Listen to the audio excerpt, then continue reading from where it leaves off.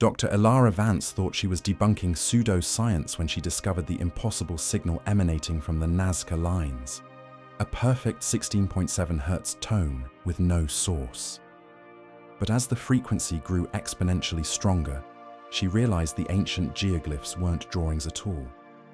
They were components of a massive machine, a planetary amplifier designed to turn whispers from deep space into an earth-shattering roar.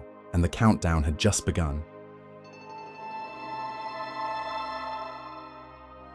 The high Peruvian desert is a place of profound silence. It's a silence stretched taut across a sun-bleached canvas of rock and sand, so complete that you can hear the whisper of your own blood in your ears. For 2,000 years, this silence has been the keeper of a great secret, etched into the earth in lines so vast they can only be truly seen from the sky. Spiders, monkeys, lizards, and hummingbirds, drawn by a lost people for an unknown god. For Dr. Elara Vance, however, the silence was not a mystery to be revered, it was a variable to be measured. She knelt in the ochre-coloured dust, her face a study in fierce concentration, shielded from the relentless sun by a wide-brimmed hat and polarized sunglasses. Before her, the iconic shape of the hummingbird geoglyph was a shallow, sprawling ditch, more like a faded path than a work of art. To the tourists, this was a place of awe. To the mystics, a channel of cosmic energy. To Elara, it was a problem set. Her movements were deft and economical, honed by 2 decades of fieldwork in the harshest environments on Earth. She was an audio archaeologist, a pioneer in a field most of her colleagues considered a novelty. She didn't dig for potsherds or bones. She listened for the acoustic ghosts of the past. With a precise twist, she drove the final stake of a seismic sensor into the parched ground. It was one of 32 sleek, silver cylinders she had arranged in a meticulous grid across the ancient drawing. Each movement was perfect, each placement calculated to the millimeter. There was no wasted energy, no room for error. This wasn't a treasure hunt, it was an experiment. And in Elara's world, the integrity of the experiment was everything. She stood, brushing the grit from her cargo pants, her gaze sweeping across the array. The vast, silent lines stared back, impassive. The only sound was the thin, dry wind and the low, electronic hum of the customized research van parked 50 yards away. It was the sound of science, her sound, and it was the only one she trusted. The interior of the van was a stark contrast to the sprawling emptiness outside. It was a cramped, climate-controlled world of brushed steel, glowing monitors, and impeccably organized equipment. Every cable was tied down, every instrument locked in its vibration-dampened housing. It was Elara's laboratory, her fortress of reason in the heart of the inexplicable. She sat before a bank of 3 monitors, the cool air washing over her as she initiated the system diagnostic. Lines of code scrolled past, green on black. Everything nominal. A video call window was open on the central screen. In it, the face of Dr. Julian Croft, head of the Antiquities Department at the Institute, regarded her from his comfortable wood-paneled office 6,000 miles away. He had the tired, patrician air of a man who had presided over too many budget committees and had long ago lost his appetite for discovery. He smiled, a thin, condescending curve of his lips. "Elara," he began, his voice smooth and laced with a weary authority. "I trust you are enjoying the sabbatical. Are you sure the Institute's resources are best spent mapping wind?" Elara's jaw tightened almost imperceptibly. She had been fighting this battle for months. "I'm creating a definitive acoustic baseline, Julian," she said, her tone crisp and professional, betraying none of her irritation. The Nazca Plateau is a hotbed of pseudoscience, mystical energies, alien landing strips, ancient sound healing. My hypothesis is that it's all just naturally occurring infrasound, generated by wind shear in the Andes and focused by the unique topography. This project will prove it. We can finally give the world a rational, peer-reviewed explanation for the feeling people get here. It's about closing a chapter, not opening one. Croft steepled his fingers, his expression unchanged.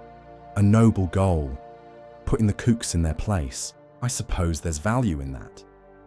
He nodded slowly, as if indulging a precocious child. Well, try not to get too much, son. And don't go discovering any alien radio stations. He chuckled softly and ended the call. Elara stared at the blank screen, his dismissive words echoing in the silent van. Alien radio stations. That was what men like Croft thought of her work.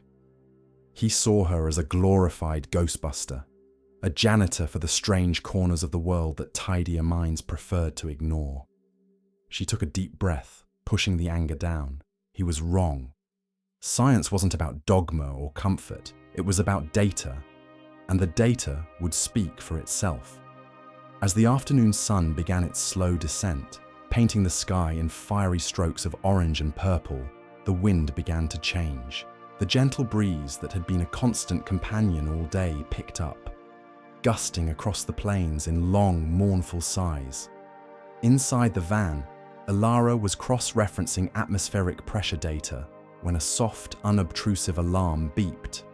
She glanced at the seismic data monitor, her brow furrowed.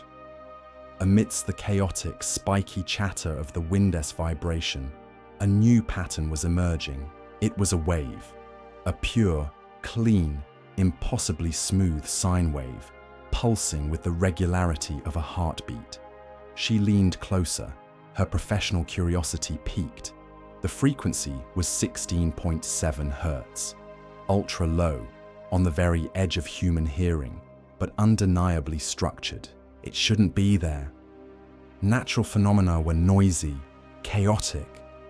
This was clean. Interference, she muttered to herself, her fingers flying across the keyboard. Her first instinct, the instinct of any good scientist, was to blame the equipment. She ran a remote diagnostic on the entire sensor array. No malfunctions. She checked the system's shielding. Perfect. Her mind raced through the checklist of mundane explanations. It had to be man-made. She pulled up geological survey maps of the entire Nazca region, scanning for any possible source. Mining? The nearest operation was over 100 kilometers away. Its seismic signature a known quantity and completely different from this. Fracking? Not in this protected heritage zone. Military exercises? She cross-referenced flight schedules and military comms frequencies. Nothing. Tectonic activity? The background seismic readings were perfectly flat. She ran the triangulation software. The signal wasn't coming from a single point. It wasn't an engine, or a pump, or an underground river. With each new data packet, the software refined the source, the impossible truth drawing itself in glowing lines on her screen. The signal was coming from everywhere and nowhere. It was emanating from the landscape itself. She stared at the monitor, at the pure, stable wave that defied every rational explanation. Croft's joke about alien radio stations came back to her, and for the first time, it didn't make her angry. It made her afraid. She was looking at a signal without a source, a voice without a mouth, a ghost in her machine. And the wind, the ancient, knowing wind, howled outside. 3 days turned into a week. The rigid, impeccable order of the research van began to break down, mirroring the erosion of Elara's certainty. Empty coffee cups colonized every flat surface. Discarded printouts of atmospheric data and seismic charts formed drifts in the corners. Sleep had become a strategic necessity, not a restorative act, A few hours snatched between running simulations, a brief surrender before diving back into the gnawing, obsessive loop of the problem. Elara looked haunted. Her sharp, analytical eyes were shadowed with exhaustion, her skin pale under the constant glow of the monitors. The signal. It was always there, a permanent resident in her data logs. That clean, pure 16.7 Hz tone. A ghost that refused to be exorcised by logic.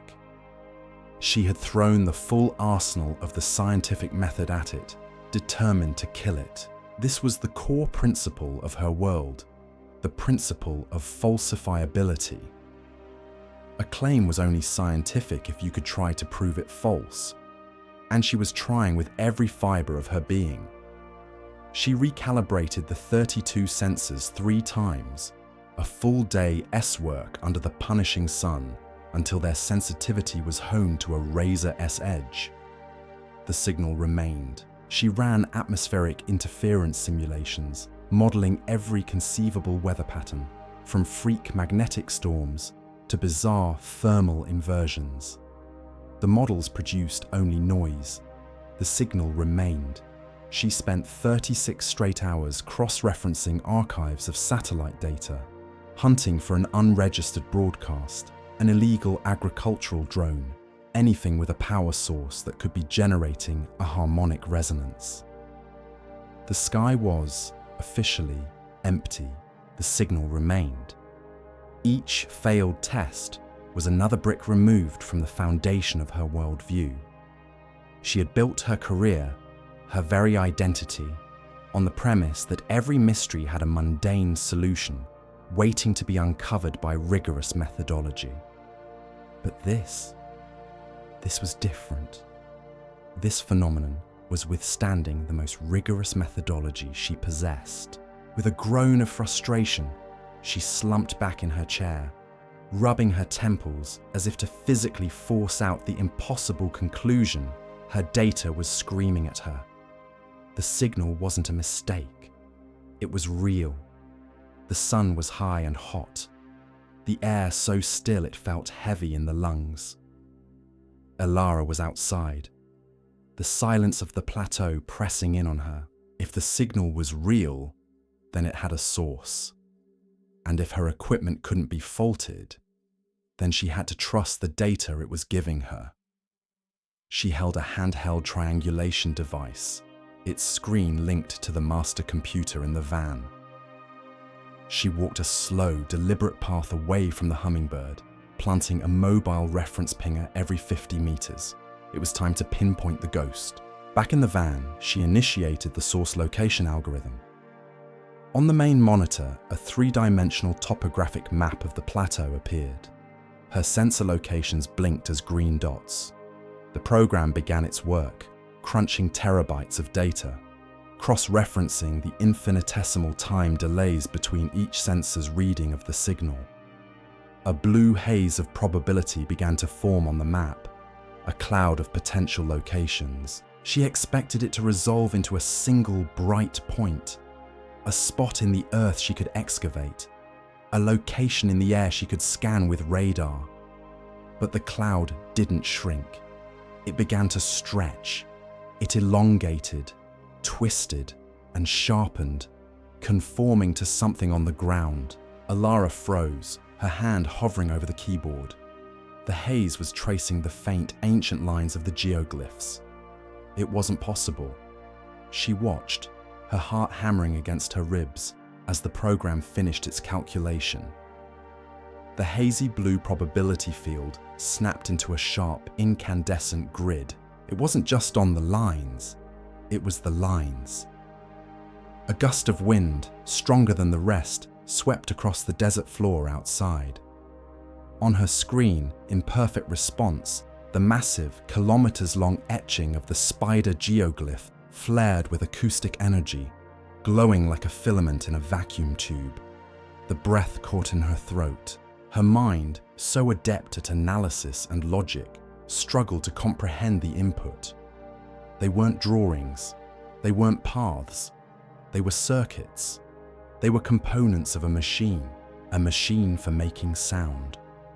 The Nazca Lines were a colossal antenna, and for the first time in 1500 years, someone had just turned on the receiver and seen it work.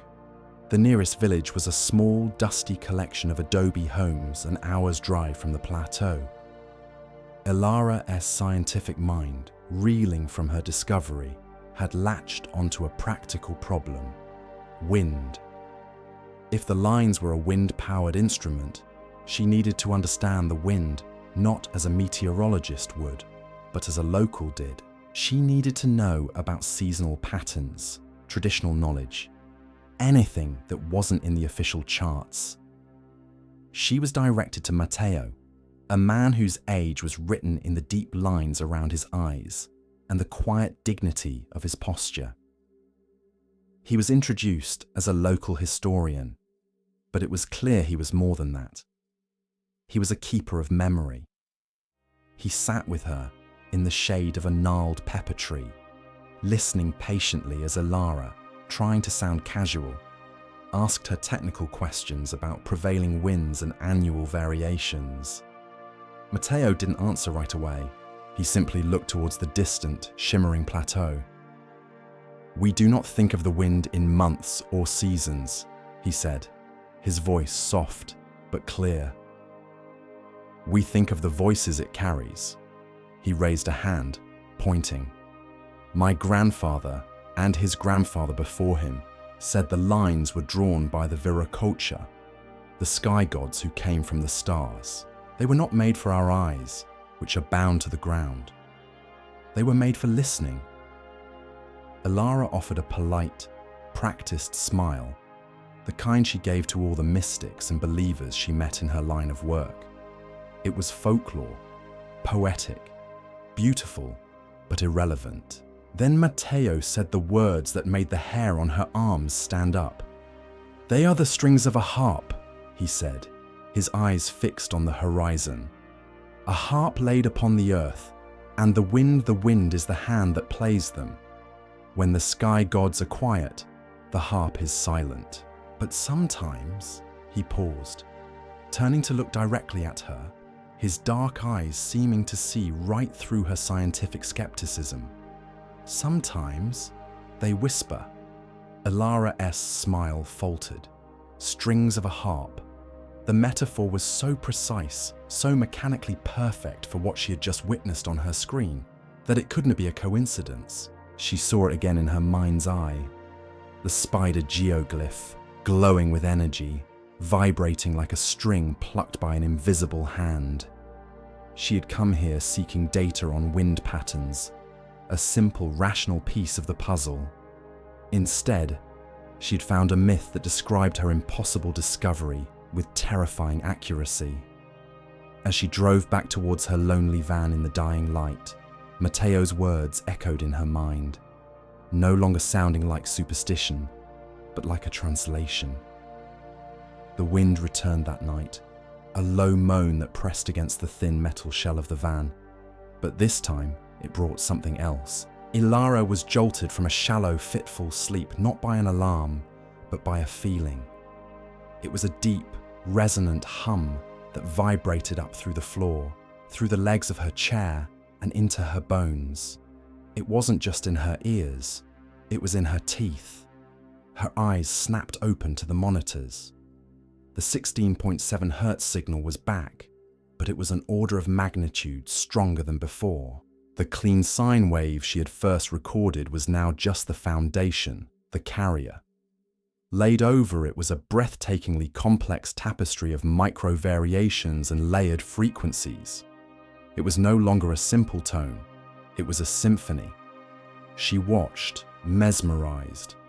As her computer struggled to map the signal's architecture, it displayed fractal geometry, logarithmic spirals, and prime number sequences patterns that do not occur in nature. They were the hallmarks of intelligence. This wasn't a phenomenon to be studied. It was a message to be read. The fear she'd felt before was replaced by a cold, terrifying clarity. This discovery was bigger than her career, bigger than the Institute, bigger than Dr. Croft. and his petty institutional power. This was a first contact scenario, happening not through a radio telescope, but through a 2,000-year-old etching in the desert floor. Her duty as a scientist, the core tenet of her entire life, was clear. You do not hide data, you report it. With hands that trembled almost uncontrollably, she opened a new file. She didn't write a narrative or a speculative theory. She wrote a report cold, precise, and dense with data. She described the equipment, the methodology, the raw observations. She attached the complete data file, a terabyte of impossible truth. She typed Dr. Julian Croft's name in the address line, took one last shuddering breath, and hit send. She had just crossed her personal Rubicon. There was no going back. The reply came 24 hours later.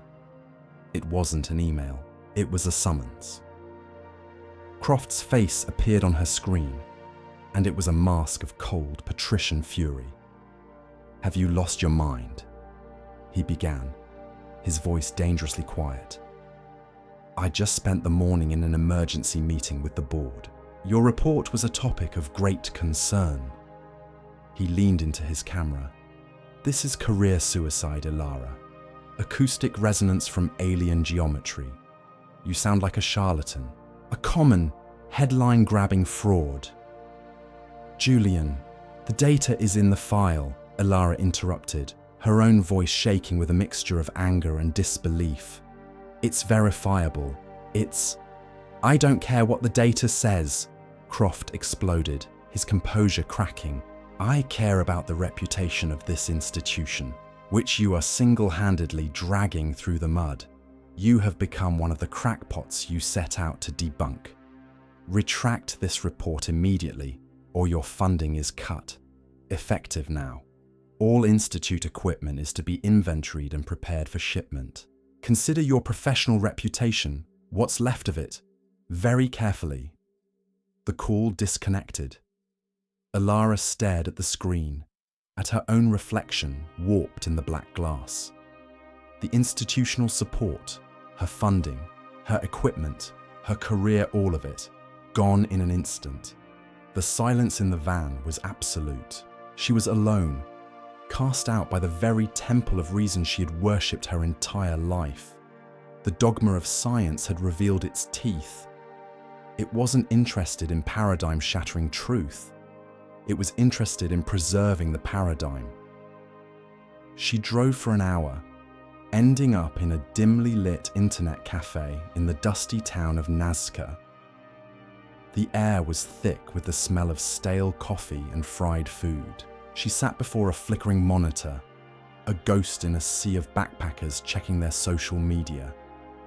For a long moment, she felt the crushing weight of her defeat. Croft had won. She was ruined, a pariah with a crazy story no one would ever believe. Then, something shifted. A spark of defiance flickered in the despair. Croft hadn't been angry because her data was wrong. He had been terrified because it might be right. He hadn't excommunicated her to protect science. He had done it to protect himself. A new look of hardened resolve settled on her face. If the establishment wouldn't listen, she would proceed without them. If they took her funding, she would use her own. Her objective was no longer to simply observe the phenomenon. Her new objective was to decode it. She opened her online banking portal. With a few decisive clicks, she transferred the bulk of her personal savings, her retirement fund, the down payment for a house she would never buy, to an account for a supplier of bleeding-edge, off-the-grid spectral analysis equipment. She wasn't running, she was doubling down. Then, she opened her encrypted messenger and typed a simple message to the one person who hadn't looked at her like she was crazy. To Matteo, you said the wind plays a harp. I need you to teach me the song. The magic hour painted the Nazca Plateau in hues of gold and deep purple. A new array of equipment, more sensitive and powerful than her old gear, now dotted the landscape around the hummingbird. Matteo stood beside Elara, his weathered face serene as he pointed to different lines etched in the distance. "When the north wind blows," he said, "the condor sings. The east wind wakes the monkey." He was giving her not folklore, but a user's manual written in generations of oral tradition. Inside the van, Elara fed his knowledge into her new decryption algorithm, programming it to listen not just to the signal, but to the interplay between the geoglyphs. The new processor, a quantum hybrid unit she'd paid a fortune for, tore through the layers of the signal. Suddenly, a pattern emerged. So clear and so shocking it took her breath away. The core of the signal, its fundamental carrier wave, was a perfect mathematical match for the radio signature of a known celestial object. Pulsar PSR B191921, the first pulsar ever discovered by humanity in 1967. A tiny, dead star spinning in the darkness, hundreds of light years away. But the signal wasn't from the pulsar. Her sensors were seismic, not radio telescopic. It was a recording, a replication, an echo broadcast from the Earth itself. An ancient alien technology was mimicking a sound from deep space. And then she saw it, a new data point that made her blood run cold. The signal's amplitude was no longer stable, it was increasing. A graph appeared on the screen, plotting the growth. It wasn't a linear rise, it was an exponential curve, steepening with every passing hour, heading towards an imminent and colossal peak. The ticking clock had started. The whisper was preparing to become a roar. The exponential curve on her screen was a promise of a coming storm. But before the storm came, the poison. In the dead of night, huddled in the cold sanctuary of her van, Elara discovered that Dr. Croft's campaign against her had gone public. He hadn't just cut her funding, he was methodically destroying her reputation. She found it on a popular academic blog, a place for scientific gossip and debate. A leaked, maliciously twisted version of her preliminary report had been posted under a scathing headline: Peruvian pyramidiot, embattled archaeologist claims rocks can talk to aliens. The screen's glow cast a pale, sickly light on her face as she scrolled. The article itself was a masterpiece of condescending dismissal, but the comments section was where the real venom lay. It was a torrent of academic ridicule, a digital mob sharpening their knives. "Another case of jungle fever," one comment from a tenured professor read. "Happens to the best of them. She needs a long vacation." "Check her math," read another. "Probably forgot to carry her one. Typical." "I knew her at grad school," a woman claiming to be a former colleague wrote. "Always a bit too emotional for hard science. This doesn't surprise me." Elara's hands clenched into fists, her knuckles white. It was a character assassination, cloaked in the language of rational concern. Croft had fed her to the wolves, and they were feasting. Every word was designed to paint her as unstable, incompetent, or fraudulent. He wasn't just refuting her data, he was erasing her as a scientist. The humiliation burned like acid, hot and sharp, but beneath it, a cold, hard anger began to crystallize. They could mock her, they could fire her, they could call her a lunatic, but they couldn't change the data, and they couldn't stop the curve. The weeks that followed were a blur of obsessive work. Elara vanished from the world. She stopped answering emails. Her phone went dead, the last vestiges of her old life falling away. Her world shrank to the size of the van, which had transformed from a clean mobile lab into a dragon's nest of wires, humming servers, and hastily scribbled equations on every available surface. She didn't just work there, she lived there, sleeping in fits and starts on a cot, subsisting on protein bars and stale water. She became as gaunt and weathered as the landscape outside, her hair unkempt, her eyes perpetually fixed on the complex 3D model of the signal that rotated on her main screen. She was no longer just a scientist observing a phenomenon. She was a hunter, stalking a single, terrifying truth through a wilderness of data. One afternoon, as she was mapping a new layer of harmonic frequencies, it happened.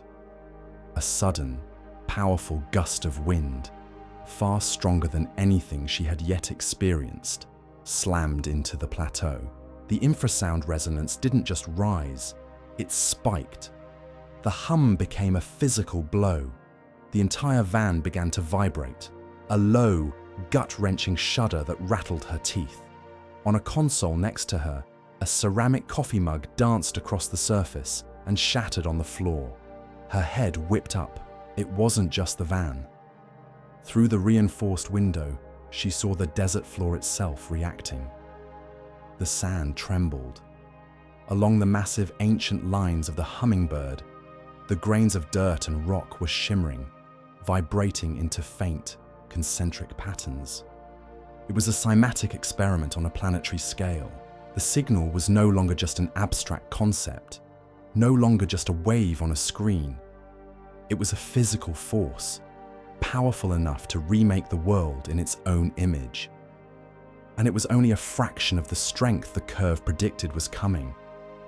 She photographed the shimmering patterns in the sand. That night she drove to Matteo's home, her hands still unsteady.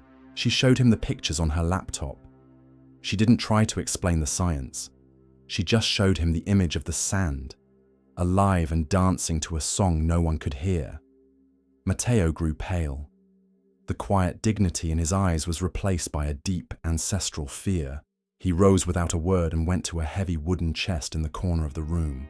From it, he retrieved a roll of tanned animal hide. It was an old map, hand-drawn by his ancestors. The ink faded with centuries. It showed the Nazca Plateau, but it was different from any modern map. Certain areas, certain lines, were marked with stark, jagged symbols of danger. "There is a story," Matteo said, his voice a low, grave whisper. "It comes from a time long before the Inca, before almost everything we know. The old ones said the whispers of the Viracocha, which had been a comfort, became a roar. The ground danced, and the mountains sang the song of the end." He looked at Elara, his eyes dark with the weight of the memory. "Our people fled this place. They did not return for 100 years. They said the earth itself had become poison." He pointed a trembling finger to a spot on the edge of the map, beside a complex drawing of the constellations. There was a date, marked in the cyclical notation of a forgotten calendar. Elara's mind raced, performing the complex conversion from the ancient system to her own. Her blood ran cold. The date on the map, the date of the Song of the End, aligned perfectly with the last great peak on her projected graph of the signal cycle. A peak that had occurred 5,000 years ago. It wasn't a myth. It wasn't a story. It was a warning. The knowledge that the catastrophe had happened before, and would happen again, had sharpened Elara's obsession into a razor-fine point. She dove back into the signal, hunting through its complex architecture not just for its meaning, but for its intent. The story from the past was the what. The ticking exponential curve was the how soon. But she was still missing the when. For 24 hours straight, she let the signal wash over her new systems, pushing the quantum processor to its absolute limit. She peeled back layers of the Pulsar replication, digging deeper into the carrier wave than ever before, and then she found it. Buried beneath the layers of cosmic mimicry, so faint it was almost indistinguishable from background noise, was another layer, a simpler signal. It was a pulse, a steady, repeating pattern, one beat, then another, then a pause. With a look of dawning horror, She isolated the pattern and began to track its frequency over time. It wasn't steady, it was accelerating. The pause between the beats was shrinking, following a smooth, predictable curve. It was a countdown. Her blood turned to ice. She ran the acceleration curve forward, projecting its trajectory. Her screen displayed the result, the numbers stark and brutal. The countdown would reach 0 in less than 48 hours. At that moment, the final terrifying piece of the puzzle slammed into place. The lines weren't just a receiver, an antenna for listening to a distant song. Why replicate a pulsar? Why build a system that grew exponentially in power? It was a resonant amplifier. It was designed to catch a faint, incoming broadcast and amplify it with the power of the Earth itself, turning a whisper from the void into a planetary roar. The countdown wasn't for an observation. It was for an activation. The frantic energy of a looming deadline replaced the slow burn of obsession. There was no time to warn anyone, no time to write a report that no one would believe. There was only time to act. Elara burst from the van, shouting for Matteo. She dragged her seismic sensors, the tools she had used to listen, and began frantically rewiring them, turning them inside out. Matteo rushed to her side, his face grim. "What is it?" "It's a countdown, Matteo. In 2 days, the whole system goes active," she yelled over the rising wind, her hands a blur of activity. "These sensors can record vibration, but they can also create it. They're transducers. If I can reverse the polarity and pump enough energy into them, I might be able to create a counter-frequency, a destructive interference wave." Matteo watched as she jury-rigged her delicate scientific instruments to the van's generators. "You would fight the mountain's song." "If the lines are an instrument," she explained, her voice strained with effort and lack of sleep, "I'm going to play a different note, a counter-song, perfectly out of phase. It should cancel the resonance out, or at least dampen it before it reaches full power. It's a gamble, a desperate theoretical gamble." Matteo looked at the vast silent lines stretching across the desert, then back at the fierce, determined woman working with feverish intensity. "You would silence the gods?" he asked softly. Elara paused, meeting his gaze. Her face was smudged with grease and dirt, her eyes burning with a terrifying fire. "I'm silencing an amplifier," she said. "What the message is, why it's being sent, we can find out later, at a much, much lower volume." Matteo nodded slowly. He unrolled the ancient map, its symbols holding the key to their last desperate hope. "If you are to play a song," he said, his voice steady once more, "you must know which strings are the most important." The sky grew dark, the sun blotted out by a churning, bruised purple mass of clouds. The wind was no longer a whisper or a moan. It was a physical presence, a torrent of air that screamed across the plateau. The countdown clock on Elara's laptop hit 0. For a single, silent moment, nothing happened. Then, the hum began. It rose from the ground, not as a sound, but as a pressure, a force that vibrated deep within the chest.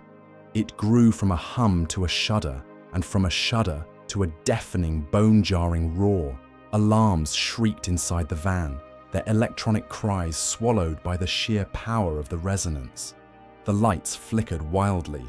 "Now!" Elara screamed, slamming her hand down on the activation key. The van's generators whined, rising to a scream of their own as they poured every watt of power into the repurposed sensors. Smoke, smelling of ozone and burning plastic, poured from an overloaded console. On the main screen, 2 waveforms appeared. The monstrous, still-growing red wave of the resonance, and the sharp, clean blue wave of her counter-frequency. For a heart-stopping moment, the red wave dwarfed hers. The system was failing. The ground shook so violently she was thrown from her chair. A web of cracks spread across the van's reinforced window. The roar of the earth became impossibly loud. "The hummingbird!" Matteo roared over the din, pointing with a shaking hand at the ancient map. "The heart of the harp! Focus it all!" With the last of her strength, Elara crawled back to the console, her fingers flying across the keys, rerouting all power, focusing the entire counterwave on the sensors embedded around the hummingbird geoglyph. On the screen, the blue wave surged. It met the colossal red wave. They struggled, a war of pure physics playing out in silence on the screen. The ground gave one final violent lurch that felt as if the world was being torn apart. And then the two waves aligned, a perfect mirror image inversion. The roar ceased, the vibration stopped, the shrieking alarms fell silent. Absolute, profound, deafening silence fell upon the Nazca Plateau. The storm was over. The song had been silenced. In the unnatural quiet, the only sound was the ragged, desperate gasps of Elara's own breathing.